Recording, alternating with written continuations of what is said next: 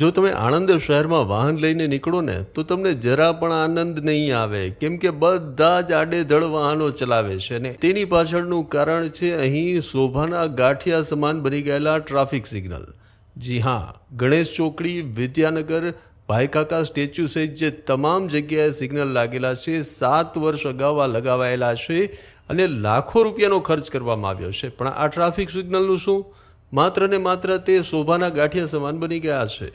હવે જે આ ટ્રાફિક સિગ્નલ નાખેલા છે તે તો બંધ હાલતમાં છે જ, પણ હવે આણંદ નગરપાલિકા આણંદ શહેરમાં આવેલ બોરસદ ચોકડી અને ચિખોદરા ચોકડી, ગણેશ ચોકડી, સામરખા ચોકડી, મહેન્દ્ર 4 રસ્તા સહિત અન્ય 4 રસ્તા પર અમદાવાદ, વડોદરા શહેરની જેમ જ 30 લાખના ખર્ચે નવા ટ્રાફિક સિગ્નલ લગાવવાનું છે.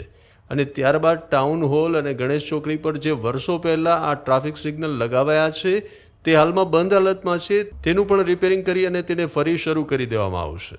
અને આ ટ્રાફિક સિગ્નલ ચાલુ થાય તે ખૂબ જ જરૂરી બની ગયું છે, કેમ કે અહીં લાંબા સમયથી આ સિગ્નલ બંધ હોવાના કારણે ટ્રાફિકની સમસ્યા લોકો માટે માથાના દુખાવા સમાન બની છે.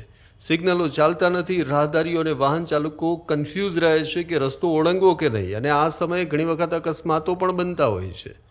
જેથી આ બંધ સિગ્નલ શરૂ થાય તેવી લોકોની માંગ છે.